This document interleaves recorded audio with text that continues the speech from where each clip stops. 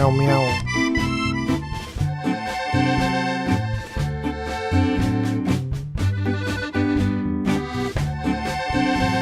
Avevo un gatto nero, aveva un occhio rosso,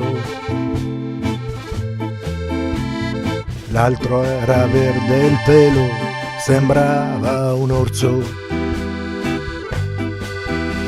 faceva le fuse, miagolava la sera e il mattino,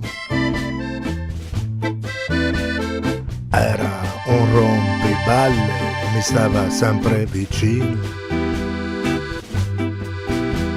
L'ho presi dentro casa, non lo voleva nessuno.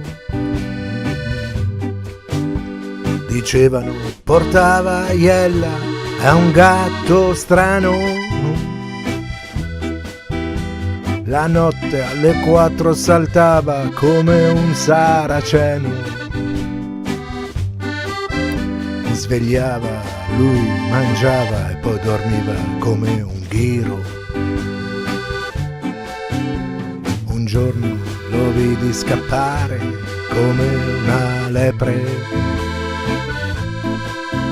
a cercare l'amore, saltava di siepe in siepe. Lo vidi tornare sposato con tutta la prole. Mi portò 8 figli, una sposa e tanto calore. Li presi dentro casa, non li diedi a nessuno. A me portavano fortuna tutti sul divano. La notte saltavano in coro come gli uccelli tra il grano. Mi svegliavano all'alba per leccarmi il viso e la mano. Il più piccolo era l'unico che non gli assomigliava.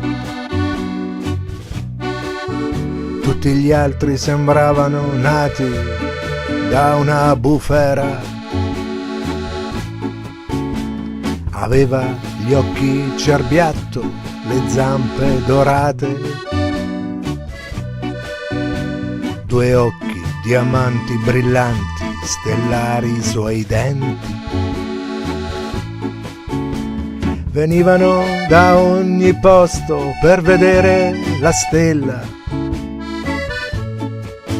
per toccare i suoi baffi splendenti, e lei era sempre più bella.